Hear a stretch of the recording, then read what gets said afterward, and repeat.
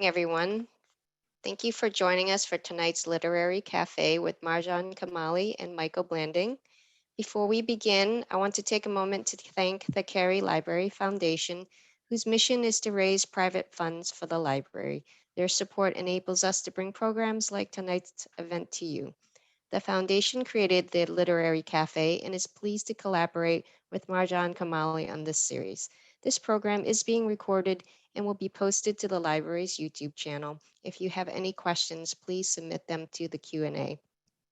Please go to the link after the program and fill out our evaluation form and let us know what you thought of tonight's program. Now I'd like to introduce our host for the evening.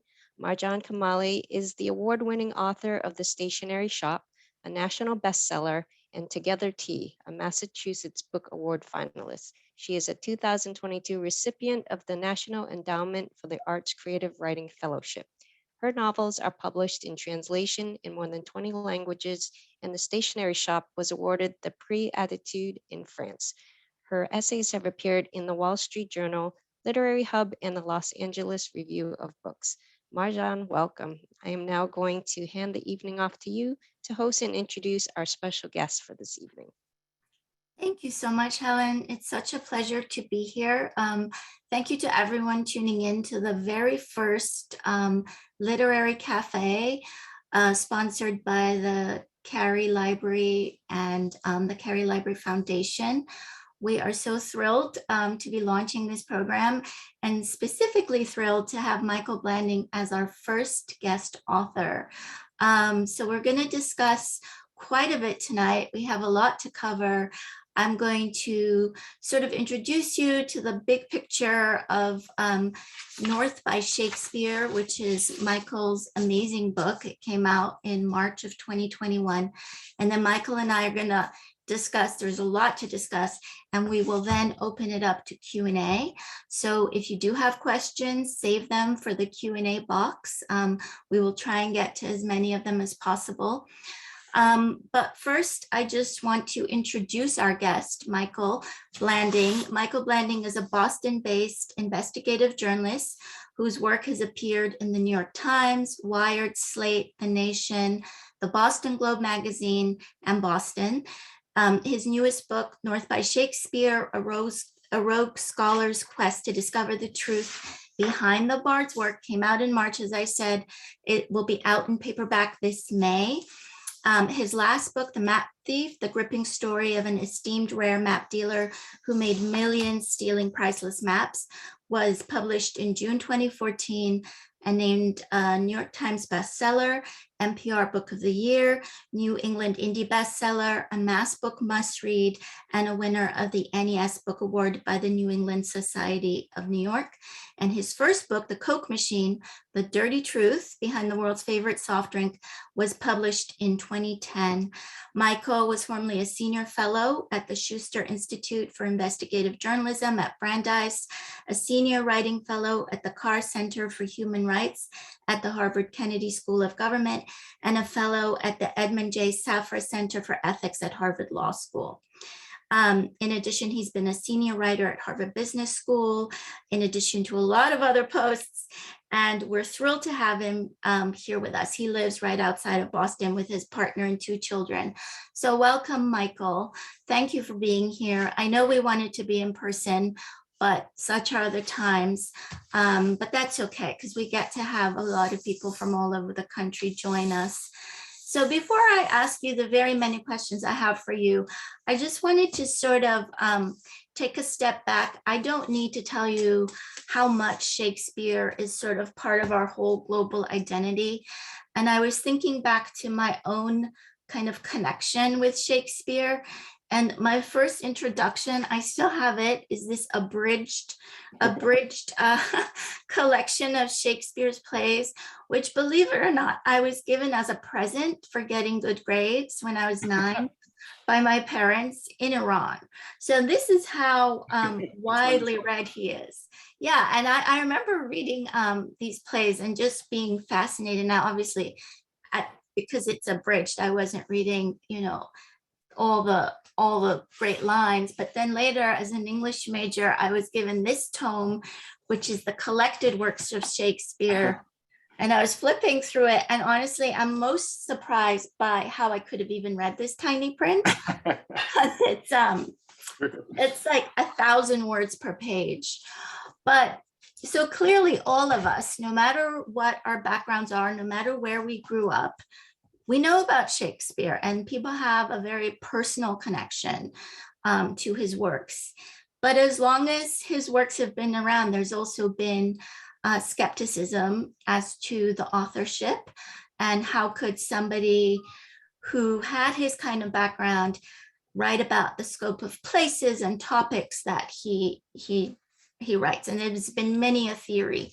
Mm-hmm. However, as the Christian Science Monitor says, no one has so elegantly proposed a solution as you have, thanks to Dennis McCarthy and his scholarship, his doggedness, and his not giving up. I will admit I'm a bit fangirling because you're here, and because he's here, he's listening, I am told. So that's super exciting. So my first question for you, Michael, is how did you come to write North by Shakespeare, which I think means how did you come to meet Dennis McCarthy? Yeah, well, thank you so much, Marjan, for having me here for the inaugural session of the Literary Cafe. I'm really honored to be your guest and to talk about Shakespeare and to talk about my book, which, you know, there's, as you say, there's just so much to talk about, and it's just such a fascinating theory that the scholar Dennis McCarthy has come up with that's really different than some of the other ones that are out there, and you know, has a real different flavor to it, and I think is a lot more believable than some of the other theories of Shakespeare authorship. And in terms of how I found about the story, you know, like you, grown up with Shakespeare, I took Shakespeare in my freshman English class in college. I read Romeo and Juliet in middle school and all of that. I mean, he's so much a part of our lives, and yet I'd never really thought all that much about how the plays were written and you know, who wrote the plays, you know, just assumed Shakespeare wrote Shakespeare. And it was in the fall of 2015, and I was giving a talk for my last book, The Map Thief, at Lafayette College in Pennsylvania. And after the talk, this man approached me, and we got to talking. And later I found out I was a little bit set up, that actually the organizer of the event invited him and sort of sat us close to each other so that he could talk to me, but I didn't know any of that. At the time, I just thought he was a really fascinating individual. We had a lot in common. We went out for drinks later that evening with his daughter and her fiance. We were having a great time. And after a few drinks, he sort of leans across the table and he says, I found this new source for Shakespeare that no one knows about, and I want you to write about it. And, you know, at first I was a little bit skeptical, thinking, you know, this is some crazy conspiracy theory, and, you know, what have I gotten myself into? But he started sending me information about this manuscript that he discovered that no one knew about, and was a source for about a dozen of Shakespeare's plays. And I was really just blown away by the quality of his scholarship. And I ended up writing a story for the New York Times that made the front page, which is, you know, the first time that's ever happened to me. So there's really something there that I just kept following him and just kept, you know, following this theory, and eventually it resulted in this book. It is a fascinating theory. And also, Michael, I think we both know, usually after a reading, people will come up to you and will say, I have the idea for your next book. And, right. You know, they're very excited about the idea, and they want you to write that book. And normally authors are like, well, I have my own ideas for my next book. But I'm really glad that you listened to Dennis McCarthy. I do think it's kudos to you, and also to his persistence, his belief in this theory, this voyage, some would say this truth, right? I know in the book you say he's a truth seeker. He's really, really, I guess, interested in unearthing truths and taking away the calcified beliefs that are just ingrained in not just people, but institutions when presented with the facts. So it seems like basically Dennis McCarthy's, he's not saying that Shakespeare was not written by Shakespeare. Let's make that clear. In North by Shakespeare, the idea is Shakespeare wrote these plays, but the source plays, which for centuries people have agreed there are source plays, source documents, not necessarily knowing what they were, all kinds of different theories. And Dennis, if I may call him Dennis, is saying that there's a person called Thomas North, and Thomas North is the source. And tell us a little bit about Thomas North. I know it's hard to say a little bit, but just like a bird's eye view. Yeah, well, just to put a fine point on what you said, it's absolutely true that Dennis believes that Shakespeare wrote all the plays, and that's really important because it is different than some of these other theories out there that the Earl of Oxford wrote them, or Francis Bacon wrote them, or Queen Elizabeth wrote them, or take your pick of the person. But he does believe that Shakespeare used these source plays that a lot of scholars have identified as sources for Shakespeare's work. They're lost today, but we have their titles, we have a little bit about what's in them and their plots. And where Dennis is really different and what makes him so controversial is he thinks that almost all of these plays were written by the same person, Thomas North.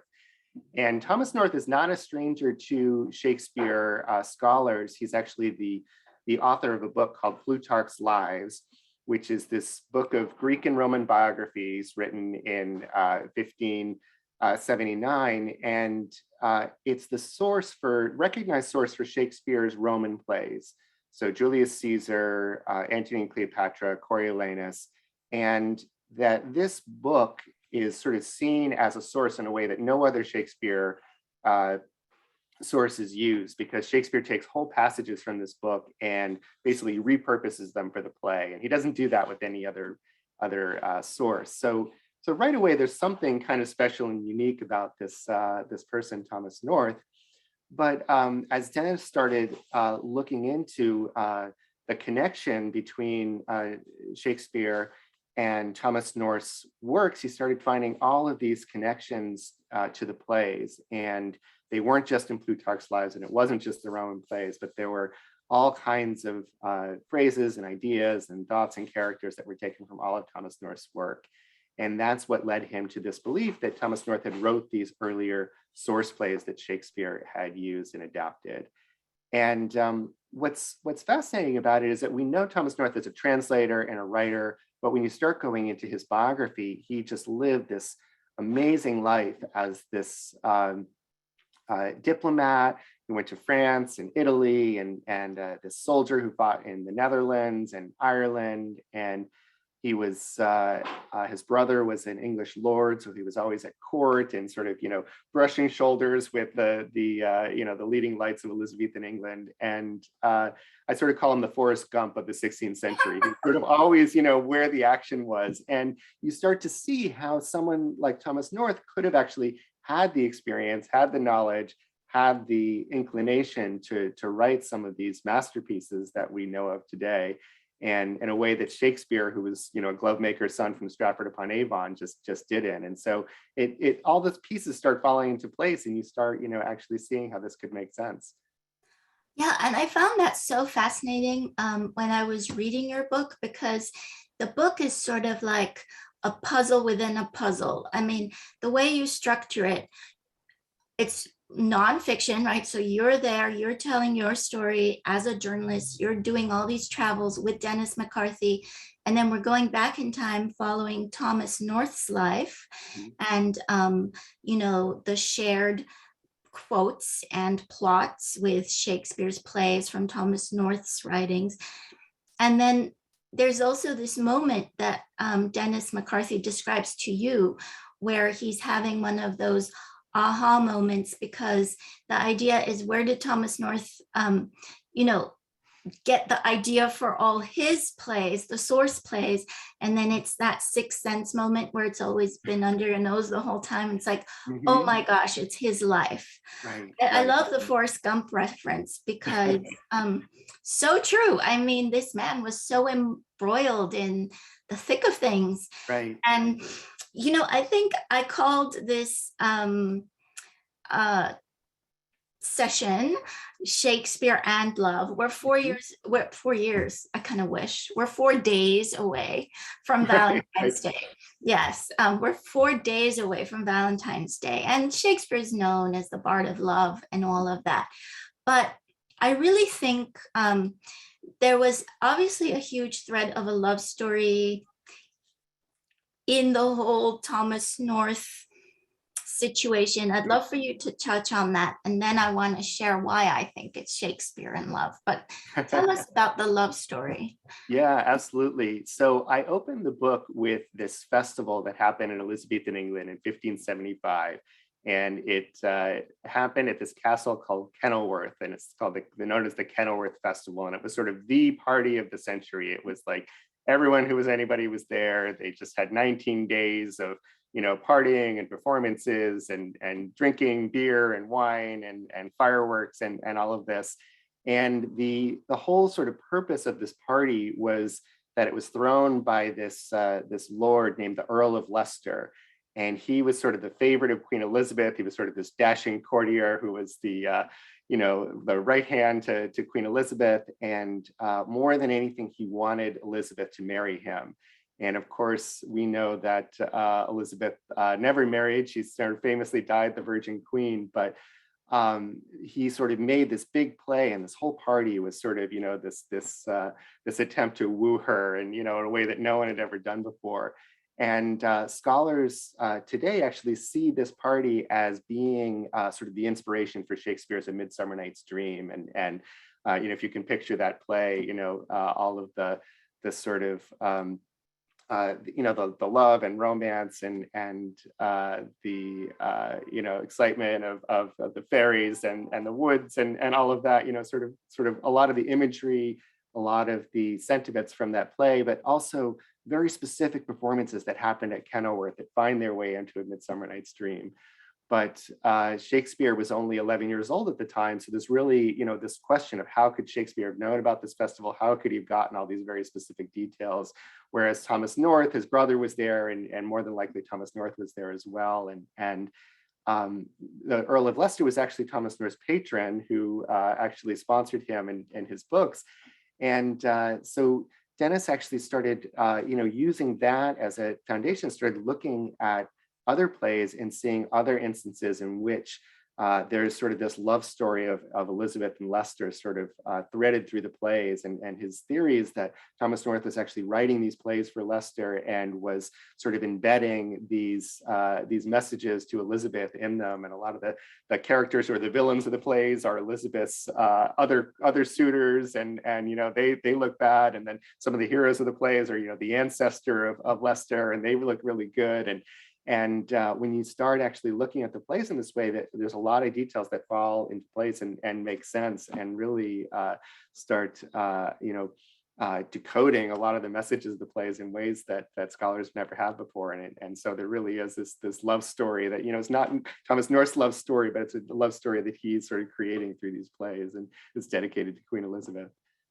Yeah, it's so fascinating. And it's fascinating to think that the Earl of Leicester spent his entire adult life trying to woo Queen Elizabeth, trying to have her marry him. She refused. They were very good friends. They may have had a falling out or two, but in the end, they stayed good friends. And that in and of itself, you drew so well, because it was very immersive. Like after, reading a chapter, I felt like just speaking in a British accent. And, it was just so engaging. In my mission. Yes. And now I need to watch all those films and TV series, because it's just fascinating. But Dennis McCarthy is the one who put together these pieces of the puzzle and said, wait a minute, it was Thomas North who was at that festival at Kenilworth. Most likely, it was Thomas North who would have witnessed that Midsummer Night's Dreamy, fantastical costume, kind of exciting garden party situation, and not Shakespeare. And maybe Shakespeare then borrowed that. But I know that you spent a lot of time traveling with Dennis throughout Europe.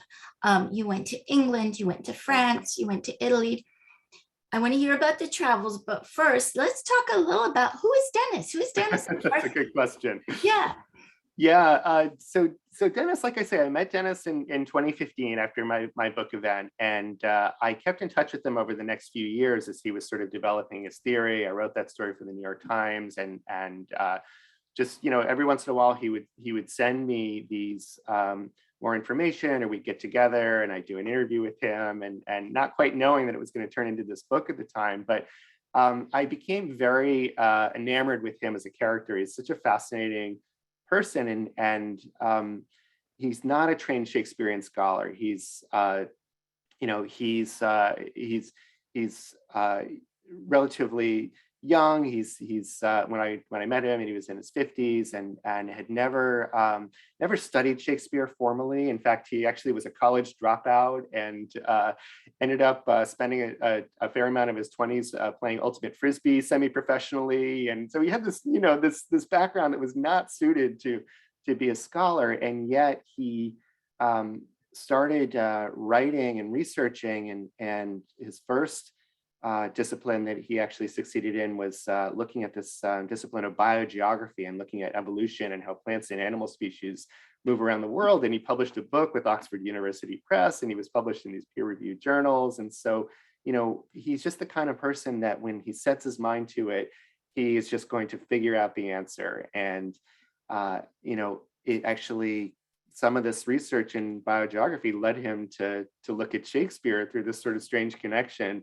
And once he started getting into Shakespeare and trying to figure out, you know, how Shakespeare wrote his plays, who was the author of some of these source plays, he just kind of grabbed on with his teeth and never let go, and has been doing this for, you know, more than 15 years now, and you know, with very little encouragement from the Shakespearean establishment, let's say. So you know, I really just admired that, and felt like you know, whether he was right or not, his story really needed to be told, that there were certainly elements of his research that are just incontrovertible. And the fact that nobody in academia was paying him attention and was curious enough to ask whether, you know, there might be some connection here, really excited me as a journalist, and really made me feel like there was an opportunity for me to tell this story, and sort of put it to the test as an investigative reporter, and kind of be a stand-in for the reader, and say, you know, is there something to this, or, you know, what seems to be plausible, what doesn't, and I started getting very immersed in the story as well. Yeah, it's so true. I see Sarah in the chat says truly a Renaissance man, and definitely, you know, it was his doggedness that has created now this entire theory and all this evidence. And, you know, when I thought about the Shakespearean love, obviously there's the Earl of Leicester and his love of Queen Elizabeth, and just kind of not wanting to let that go, and the over 2 decades of wooing, and all those plays that had the very many hidden messages in them. Right. But also the love that Dennis had for the truth, right? Did not want to give up on this, even though the world was saying, what are you talking about? Especially Shakespearean scholars who had spent their lives thinking of things in one way, not wanting to maybe be open to this. So I really think it's a testament to love, of seeking out something that you know is true. Yeah, and not giving up. It's fascinating. So in the movie version, Michael, someone has to play you, someone has to play Dennis, and then when we go back in time, someone has to play Thomas North, obviously. There's so many great characters. Well, Dennis's daughter is actually a filmmaker, speaking about the version. And, you know, as you know from reading the book, she's a documentary filmmaker, and she's, you know, she's worked with Oprah and the Disney Channel. She's been nominated for Oscars. I mean, she's the real deal. And actually has been making a film about her father the whole time. And as I was doing a lot of my reporting, she was actually tagging along, making her film. And so she becomes a character in my book, and presumably I'm a character in her film. And, you know, I can only imagine this sort of buddy comedy of Dennis and I sort of traipsing around England and Italy and all the places we traveled together, you know, trying to uncover this strange tale and figure out what about it might be true.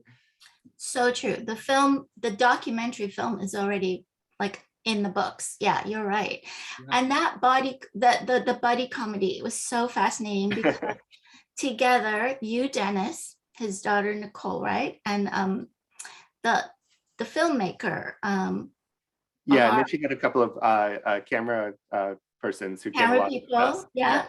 So all of you go to all these places, you Right. go to the sources, you go to England, France, Italy. Tell Mhm. us a little bit about the travels. Yeah, so I really did want to make the book immersive, and I wanted to bring alive Elizabethan England, which is just this amazing, fascinating period. I mean, I really sort of fell in love with the period myself over the course of writing this book, which I really didn't know a whole lot about beforehand. But there's just these amazing, larger than life characters, and the politics of the time, and you know the jockeying between England and France and Spain and Protestants and Catholics. It's very dramatic. It's like, you know, it's cinematic. It's really made for TV or movie. And I wanted to bring that alive somehow in my book and make the reader feel like they were going on this journey and going back in time to see, you know, Thomas North and the Earl of Leicester and Queen Elizabeth and all these characters that I came to know through the writing of this book. And Shakespeare and the dawn of theater, which was really this, you know, amazing art form that suddenly, you know, emerged, and how did that emerge, and you know, what were the factors that went into it, and so I sort of conceived of this idea that Dennis and I would travel to some of these places together, and we would go along with Nicole, who would film us, and through this, you know, kind of strange entourage that we had, we would go to these places that figure in the plays, and we go in these places that figure in Thomas North's life, and almost sort of be a fly on the wall, and almost like we were there observing these events as they were happening ourselves. And so I love a braided narrative. I love kind of combining a modern day story and an older story, you know, like the way that, you know, some of your favorite writers like Eric Larson, you know, for example, does. And I wanted to do that in a way that would really feel seamless for the reader, and we would, you know, be you know, driving through the Alps, and then we would go to this church, and then, you know, it was almost like Thomas North you know, walked into this church, and then you would see how this church figured into this very famous scene in The Winter's Tale by Shakespeare. And so I felt like I just wanted to constantly kind of go back and forth between these different modes in this really dynamic way, and hopefully that succeeds for the reader, because it was really sort of how I experienced it at the time. It sure does. In fact, in my notes here, I literally have, how did you seamlessly, A lot of work, a lot of editing. how did you seamlessly time hop like that? Yeah. Because you did succeed in doing that braided narrative, which is very hard to do. So you and Dennis might be, you know, having also all the food descriptions in Italy. Of course. Yeah. Can't leave that out. That was very satisfying to read. So you and Dennis are having your coffee in Italy, in Venice, right. and then suddenly, you know, we're back with Thomas North. We're back there, and we're in Elizabethan England, and you did combine that in a way that was very engaging for the reader. And that, I think, is a testament of a great writer. With, you know, you don't even feel like you're reading; you just feel like you're there. But The Winter's Tale, go ahead. I have to say, I was you know, I'll take credit for you know, being brilliant, but my first draft of the book really wasn't like that at all. I really was afraid that the reader wouldn't want a lot of Dennis and me in the book originally, and you know, so I was much more sparing in terms of how I worked this into the narrative, and I really focused on Shakespeare and Thomas North, and some of the early readers of the book. They really liked the passages in which I was in them the most. And as a journalist, you know, I'm always sort of taught, you know, don't put yourself in the story. You're not the story. But, you know, they really convinced me that that I was sort of the stand-in for the reader. And it was through my eyes that the reader was going to be able to judge the truth of how much and what parts of Dennis's theory were right. And so I really leaned into that, and it really kind of unlocked the writing of the book, and realized that every chapter I could sort of set up and, a part of this journey that we're taking together, both the journey in space and a journey in time, and weave those elements together, and it just became really fun to write the book that way. So I'd love to take credit and say that I really had this vision fully formed from the beginning, but it was a lot of editing, a lot of cutting at the end that really kind of brought that alive. Oh, I bet it changed so much as you wrote it. I do think that though you and Dennis are in it, it's mostly Shakespeare and Thomas North in it. Like it's a good balance. And I would say we feel so immersed in the times back then, more so. You and Dennis appear here and there. And when you appear, we want you. It's not overwhelming. Yeah, we don't take over the narrative. But you don't at all. You it's do not at all. We're mostly in Elizabethan England. And you had mentioned just a little bit ago, The Winter's Tale, which another thing that you've really braided well is you take a lot of these plays that we all grew up with, Midsummer Night's Dream, Winter's Tale, Romeo and Juliet, all of them, As You Like It, The Merchant of Venice, and you take us back to how that would have been a play by Thomas North, and why, because of his own life. And so in a way, much more so than Shakespeare's life, truth be told, we see emerging a person's life, Thomas North's life, through these plays that Shakespeare then adapted and made brilliant through his language, through his gifts. But one thing that really struck me was what you wrote about The Winter's Tale, because in that you cover the whole Henry VIII, the 5 wives, right. Catholicism versus 6 wives. Yeah, it's like, whoa. And I never realized how much that tale was an allegory for Mary Tudor and for the restoration of Catholicism. So talk a little about how he brought the allegory of politics into his plays. Yeah, it's a great question. So Thomas North actually, as I said, was a diplomat in his life, and at many points in his life. And this was early on in his life, before Queen Elizabeth took the throne. Her sister Mary was on the throne, and she was trying to reconcile the Church of England with the Pope. And she sent this delegation to Rome that traveled across France and Italy all the way to Rome. And who should be the secretary of that delegation but a young Thomas North? He was 20 years old at the time. And he kept a journal of his experiences. And Dennis found this journal that was in the British Library, and was actually in a different library in London, and was actually able to relate specific passages in this journal to Shakespeare's play The Winter's Tale, which uses these locations in Italy that Thomas North went to. And there's this famous scene at the end of The Winter's Tale when this statue comes alive, this wax statue comes alive, and it's made by this artist, Julia Romano. And Thomas North actually went to a church that had these amazing wax statues. And in that same town, there were all of these artworks by Julia Romano. And there's just example of after example of all these experiences that Thomas North had that find their way into that play in particular.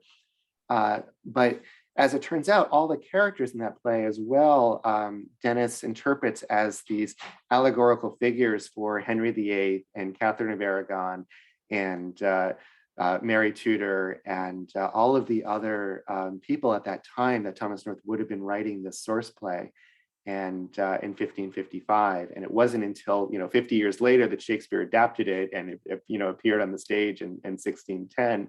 But all of these characters have their roots in this tale of you could say it's a love story or an anti-love story of King Henry VIII who rejected his wife Catherine and broke with the church and became Protestant, and the whole story of The Winter's Tale is sort of the reconciliation of his daughter Mary, trying to knit that back together, and it really changes the way you see the play. And that's what's really, I think, what's fascinating about Dennis's work is it's not just, well, this is an interesting, fact to know that, the plays are written this way, but you start seeing it differently, and you start actually, looking at the characters differently, looking at the events differently, and it really brings alive Shakespeare in a completely new way.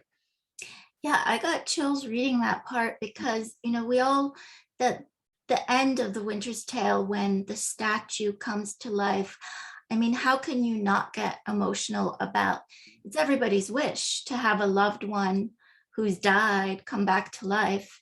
And like you say, no matter how many times you've read that play or seen it, it still is incredibly moving. But to think of this whole thing as an allegory for the Right. politics of that time. And that's Mary Tudor seeing her mother, Catherine of Aragon, coming back alive, and that's the restoration of Catholicism. It really does give you chills. It gives you chills. I mean, to think that that was the symbolism there. Well, we're all talking about Dennis and this theory that Thomas North truly was the source of the plays that Shakespeare adapted. But tell us what you know about whether or not Shakespeare and Thomas North actually met, Right. and how Shakespeare would have gotten his hands on the source plays. Yeah. So Dennis's techniques were really interesting. He really took a deep dive into a lot of the writings of the period, and he used computer software, and did these really innovative things, analyzing the computer software to find passages of Thomas North that were made their appearance in Shakespeare. But he also looked at these more sort of satirical books. He spent a whole year just reading all of these satirical books that all these different playwrights were writing about each other. And there's this one called Green's Groat's Wort of Wit, which is about this playwright who is essentially taking the plays of another person and making them his own. And it's actually been seen as the first reference to Shakespeare by a contemporary, and he's called Shake Scene. He's called an upstart crow, and which is a symbol for plagiarism. And but that's sort of as far as most scholars take it. They just say, oh, somebody was accusing Shakespeare of taking somebody else's work and making it their own, and then they move on.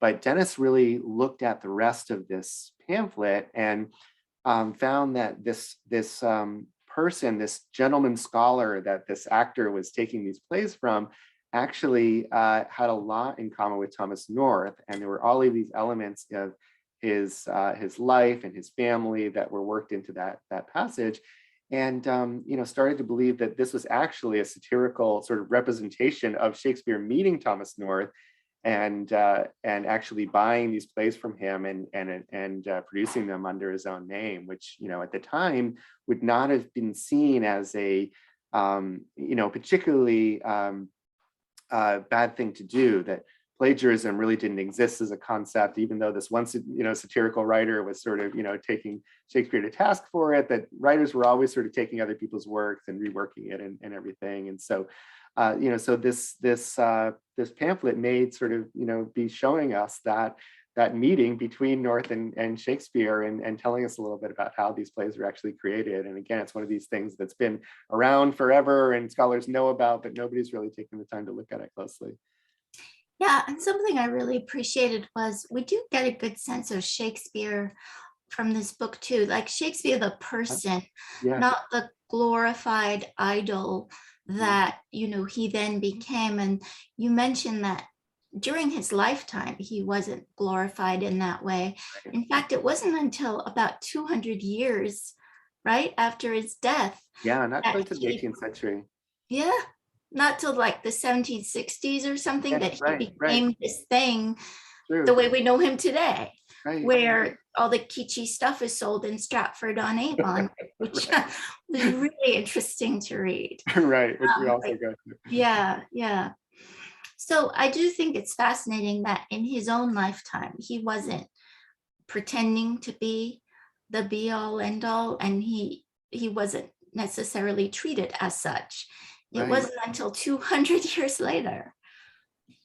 and even plays at the time were not seen as kind of the fine literature that we think of them today. You know, it's so difficult for us to wrap our minds around and realize that, you know, at the time, you know, people were much more looked up to, you know, either poetry or these translations, you know, like Thomas North was creating, where plays were really something that was just sort of to entertain the masses, and they were just throwaway, and they were just, you know, sometimes they were published, and sometimes they weren't. You know, we only have about 10% of the plays that were published in the period that survive today, and wouldn't have half of Shakespeare's plays had the first folio not come out years later. And there's so much that we don't know about this period and about how these plays were written, that you have to kind of read between the lines on, and that's, you know, part of why these conspiracy theories do exist, and why there's still so many open questions about how these plays were written. And you know, scholars want to make you believe that we know everything there is to know about Shakespeare, but really there's actually very little about his life that we know anything about. And what we do know is points to the fact that he was more of a theater producer and more kind of a working man who was, you know, producing these plays, you know, one after another, and not this, you know, sort of, you know, genius up in the clouds that we think of him as today, you know. Absolutely. And the parts of his personal life that you show, you know, he's a man struggling like anybody Right. else. Exactly. With domestic problems, personal problems, Sure. you know, his wife, his kids, like he's not pretending Right. to be Right. anything the way, you know, we envision him today. But I did want to say, Which I find comforting as a writer, frankly, that Shakespeare is, you know, not this god with his head up in the clouds. That, you know, he was just a working writer like anyone else. like anyone else. And I feel like, you know, it's almost like we made the myth, right? Right. Right. In generations later. Mhm. But one thing, when I was telling my mom about your book and Dennis's theory, she said, well, that's because Dennis, she meant Dennis now has the technology. You know, Mhm. Right. previously people couldn't compare the way Dennis has. Mhm. Um, and you talk a lot about EEBO.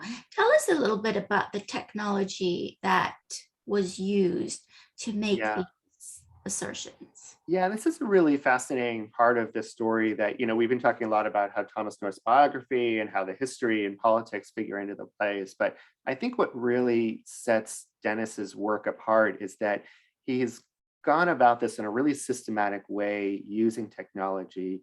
And, you know, his technique is to use this plagiarism software that a professor might use, you know, to see if a student is cheating on a paper, only he's applying, you know, the software to Shakespeare and Thomas North. And I really encourage everyone to go to Dennis's website. It's sirthomasnorth.com. And you kind of have to see this for yourself. And it was very hard even for me to put in, you know, really describe in the book. I put some appendixes in so people could see it. But there's just these passages of text where you have Shakespeare on one side and Thomas North on the other side, and just phrase after phrase after phrase, thousands of phrases that were just taken from Thomas North and, you know, dropped into Shakespeare in every one of the plays, and expressing similar ideas, expressing sometimes, you know, similar characters and concepts. And, you know, you see a couple of these and you say, oh, it's just coincidence. Everyone was talking that way at the time, or it's a common phrase at the time, you know, et cetera, et cetera. But you start to see hundreds of these and thousands of these, and you say, okay, either Shakespeare was really obsessed with Thomas North and, you know, had his books on his desk every time he put pen to paper, or maybe Dennis is right, and maybe Thomas North actually did write these earlier plays, and that's why so much of Thomas North's language is in the plays. And you know, it's not just that Shakespeare was using him as a source, but that he was writing early versions of some of these plays as well. Yeah, and anyone who's taught college freshmen, as I have, knows about like Turnitin and, you know, the plagiarism software we use for their essays. So Right. it's amazing to think that a tool similar to that, basically a tool like that, could Yeah. answer some of these questions. But he is incredibly systematic. Yeah. And your appendix, I mean, it's all there. So I'm Mhm. glad Kimberly put up the website in the chat. But I wanted to ask you a little bit, because we would have been at a library tonight, Mhm. and we're sponsored by a library. Lots of libraries in your journey. In Yes. Dennis's too in the beginning, though he later then seems to be more comfortable with using the computer. But talk a little bit about the role libraries played in your research. Yeah, oh, I could talk forever about libraries and how much I love libraries. I started really using the libraries as a resource for my last book, The Map Thief, and this was a book about someone who stole maps from libraries, and so obviously I was going to be writing about libraries, and I was just so taken with how generous all the librarians and curators were in sharing information with me, and giving me access to these amazing old maps that I just fell in love with, and I just had to go to all of these libraries and hold them in my hands. And so as I started writing this book and learning more about Shakespeare, I knew that I had to do that again, and I had to not only take Dennis's word for it, but I needed to kind of do my own research, and I needed to really understand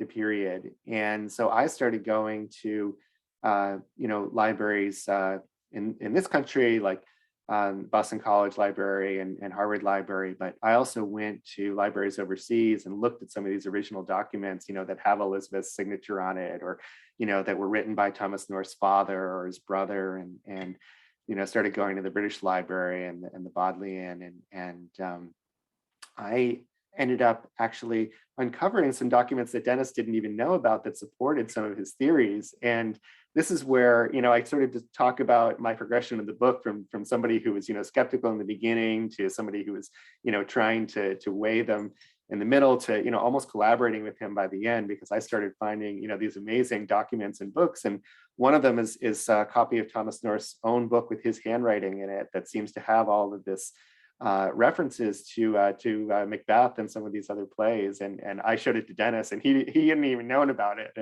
and so just that idea that there are still discoveries to be made in these archives, that these vast troves of information, and if you're dogged enough, and if you go in with the right attitude and you're patient enough, that you can find these amazing documents is just really, it was a really exciting part of doing the research for me, and something frankly that I'm still doing along with Dennis and along with his collaborator Juneschluter, who's a professor at Lafayette College, and we're still trying to uncover new things in the archives to see how much of this theory we can actually prove. Yeah, it is fascinating to see, especially with Juneschluter, like the stuff that you uncover. People, I think, because we're so used to the internet, we forget what is in a good library. So true. Like there's so much you can uncover. So that whole thing was so fascinating. Okay, I want to get to some of the audience questions. So this is a great question, and I think it's to be expected, right? With a book like yours and with a theory like Dennis's, has the global literary community and academic scholars accepted / embraced the beliefs in your book? Yeah, no, it's a great question, and one that I actually look at a lot in the book is about Dennis's attempts to try to get scholars to believe in him, much less embrace him.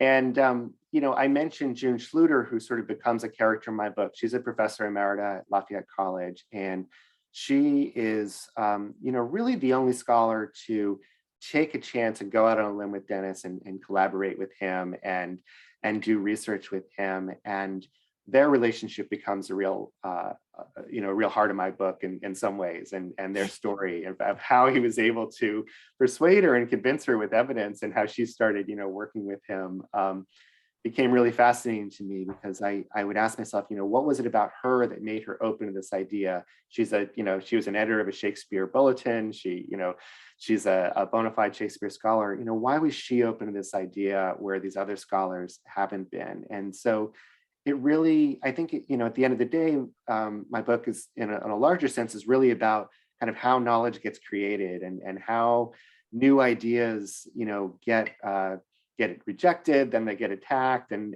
then, ultimately they get accepted and they get embraced. And I think Dennis is still very much in the attacked phase. He's not getting rejected anymore. Now he's getting attacked. But, I think people are starting to listen to him, and I think the more evidence that he comes out with, like this first story that I wrote about for the New York Times, and that manuscript he found that scholars actually were really intrigued by and were really accepting of. It's only when he sort of puts forth the full extent of his theory, that that there's a lot of pushback, and understandably so, because he's someone who doesn't have these academic credentials. He's sort of coming in from outside the academy and trying to tell people that this secret has been under their nose the whole time. You can understand why people are skeptical, and you can understand why they would be apt to reject it. But I hope that people do consider it more and start to actually look at it and investigate it and see whether there's some truth to it, because I think that there's certainly some parts of it, at least, that just seem too it would be amazing coincidences if it weren't true. Let's put it that way. Yeah, I know. Even if you want to not believe it, the level of coincidence Right. is just uncanny, and it defies belief then how that could be between, even if you don't want to believe Thomas North wrote the plays, just between his actual life. Okay, so another question: why do you think the Shakespeare establishment are dismissive? I think you are covering this, of the claim that Thomas North is so central to Shakespeare's plays. What are their counter arguments? Yeah. You want to expand on that? I think part of it is an emotional attachment. I think part of it is just that there's just this belief that Shakespeare, it's a great story that this glovemaker's son from Stratford came to the big city and became the most heralded writer of his generation, and there's a rags to riches story there that is just it's very alluring to people. And I think whether you're a scholar or whether just a casual Shakespeare lover, we want to believe that that's possible and that actually happened. And so I think that's number one. I think number two is that there's a lot of reluctance to believe that one person could have written all of these source plays. And the fact that we don't have these source plays today, the fact that they're all lost, which, as like I said, 90% of the plays of the period were, but there's no actual physical evidence, at least in terms of, at the actual plays. There's no one at the time who in any documents that have survived, that someone says, yes, Thomas North was a playwright. And so I think those are kind of the biggest hurdles that Dennis still has to clear. And I think if there were, even a snippet of a play in Thomas North's handwriting, or even a, one document that, had him connected to a play, I think it would go a long way to getting him accepted. And apart from that, it's this more circumstantial evidence, that there's a huge amount of circumstantial evidence. It's really hard to rule out all of it. But, at the end of the day, there isn't that kind of smoking gun that he still, I think, needs to prove this. Well, we do have the journals, right? We have Thomas North's journals, right? And we have his brother's accounting books, which help kind of connect some of the dots. But I agree that the day one of the plays is uncovered, then Dennis will say it's gin, right? Right. He likes as to say say in the book. yes, as you say in the book. Then that will be a great moment to support this whole theory. Absolutely. Yeah. Okay, another question is this now accepted that Shakespeare plagiarized? How is this shaken up academia and classes teaching Shakespeare? Yeah, so like I said, the whole concept of plagiarism is really something that we apply today to the period, which really didn't exist at the time. The whole word plagiarism didn't exist, when Shakespeare was writing his plays. And the idea of kind of borrowing other people's stories and rewriting them and making your own was pretty commonly accepted. And it was only, like I say, some mentions, these kind of satirical mentions of, Shakespeare maybe doing this too much, that people point to now to say, maybe Shakespeare was not as original as we think. But there's a whole kind of movement in academia right now that is starting to recognize this. And it's not necessarily saying that Shakespeare adapted these plays by Thomas North, but there are a lot of scholars out there that are putting forth evidence that Shakespeare actually collaborated with other writers, and that many of the plays were not just by Shakespeare and Shakespeare alone, but that they were based on source plays, or that they were co-written with Christopher Marlowe or Thomas Kidd or other writers at the time. And there's this much more kind of organic vision of how plays were written, much more akin to sort of how we think of a movie being made today, where there's a lot of different hands in it, and there's a director, there's a writer, there's actors that are maybe ad-libbing on set, and it changes over time, and so there's, even among mainstream scholars, there's a much more fluid conception of how the plays of the period were written that I think is just makes a lot of sense. It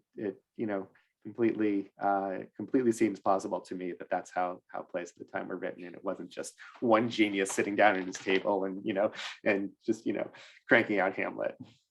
Yeah, that makes sense. And I agree with you that the values of the time were different regarding plagiarism. I don't think the taboo that exists today existed then.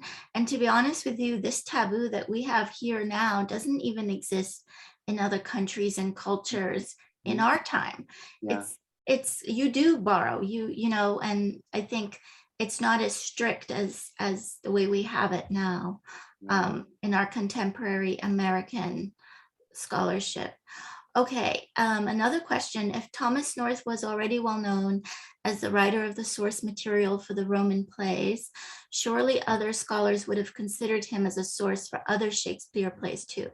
Is there a reason that you don't hear his name as often as the names of other writers of the time? Yeah, it's a good question. So among sort of previous generations of scholars, Thomas North was very much celebrated, and he was actually described as the first master of prose in England. And this is more about 100 years ago. He was much more held up as a writer in his own right.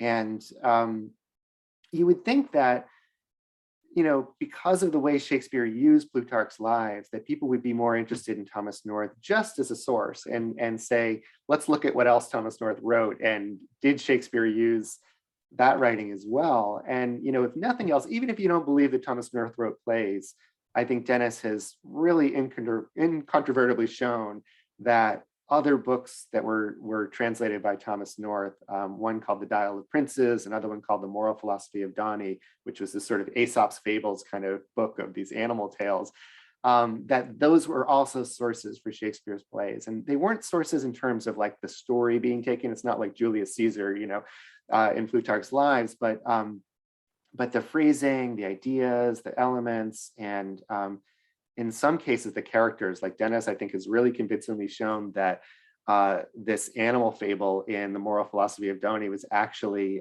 contributed to the play Othello, and that the character of Iago is very much based on this sort of duplicitous mule that's the main character of this animal fable. And because lines from the mule in Thomas North's book are basically put into Iago's mouth throughout the play, and if nothing else, I think scholars should be looking at that kind of stuff, because it really is pretty revelatory. Yeah, it is fascinating what you write about the connections of Othello to the not just these fables, but the politics of the time, and how some characters, sometimes it's like revenge literature, right? That Right. to get back at the people maybe Thomas North needs to get back at. Right. Well, the villain of Much Ado About Nothing, for example, is Don John, and he's referred to in the play as the bastard. And Dennis's theory, and I think there's a lot of validity to this, is that was based on one of Elizabeth's other suitors, Don John of Austria, who was the bastard brother of King Philip of Spain, and that this was Thomas North's way to sort of hold him up as a villain to please his patron, the Earl of Leicester. And so, it's really fun when you can see these connections and start to draw. Yeah, it's really fun when you see the characters of the time, and they're not characters, they're real people. Right. But also just the idea, it gave me a few ideas. Revenge literature, revenge fiction. I see. Well, we'll be looking forward to your next book then. Every writer's dream. Okay, so we do have a language question. You were just talking about the similarities, but somebody's asking, Dennis answered it in the chat. That is awesome. That's great. somebody was asking about the language in Shakespeare's plays and how similar the language in his plays are to North's language. Are the similarities more in prose or the poetry? And none other than Dennis McCarthy himself answered in the chat where one can go. So there's a website, and awesome. So that's cool. Well, I don't know if there are other questions from the audience. I mean, Michael, you and I could talk about this all night, because I'm just really intrigued by the very many layers that I'm now able to think about when it comes to Shakespeare, as opposed to, what I started, which was like, oh, look, and there's so much more there. And we always know Shakespeare, there's so much depth to Shakespeare, and people are always uncovering things. And this is a completely new way to uncover things in Shakespeare, and just to sort of, tantalize people a little bit.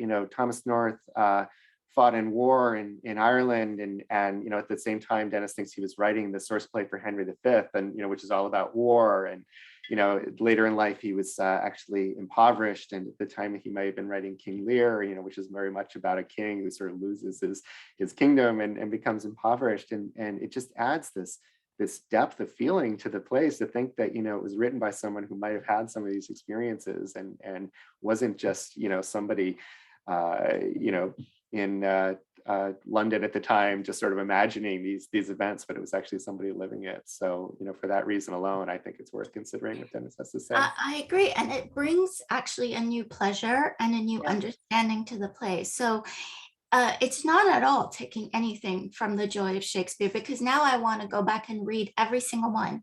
Well, I'm up to 28 now since I started working on this book. I'm up to 28 plays out of the 38. Hopefully, within a year or two, I'll have read all of them, because that has been one of my great pleasures writing this book too, is going back and rereading and in some cases reading Shakespeare plays for the first time that I'd never read before, and seeing them in person. And for me, it has not diminished my love of Shakespeare at all, to think that, No, I think it increases it, because with the knowledge that you now have, you see it with a new perspective. And let's be honest, so many of us were assigned these plays in school, and we didn't necessarily have the maturity to appreciate them, maybe. So it is good to go back with this knowledge, and also with the perspective we now have. Well, we are at the end of our time here, Michael, and this has just been so much fun. I want to thank you for doing this hard work, for writing this book, for also giving us Dennis McCarthy's theory, for giving him a bigger platform, and introducing so many great characters and truths to all of us. So thank you, Michael. You are the first guest of the Literary Cafe. Well, I'm so happy to inaugurate this series. I hope it's the first of many great ones. Yes, well, we are going to have our second one on April 7th with two great writers, Erica Ferencik and Julie Carey Dalton, talking about climate fiction. So I hope if you enjoyed this, you tune into that. And in the meantime, I wish you all a good night. I can tell from the participants, some of you are all the way from the West Coast and many other places. So thank you for tuning in. And thank you so much, Michael. And we'll all be reading more Shakespeare, because I really think it's an antidote to actually whatever we're experiencing in our current world. There's like a line or two that applies anyway. Oh, right? Absolutely. Yeah. All the politics of Shakespeare's time that found their way into the plays, they're really all just playing out again and in our own time. There's nothing new. True. So thank you, everybody. Thank you for tuning in, and we will see you next time. Well, thank you so much for having me. I really appreciate the conversation. And a huge shout out to Kimberly Lawrence for all the hard work she's doing behind the scenes. Great stuff in the chat too, for you to look at resources, to sort of investigate further on your own if you'd like to. So thank you to Kimberly and the Carey Library Foundation, and Helen and the entire staff at Carey Library. Good night, everybody. Good night.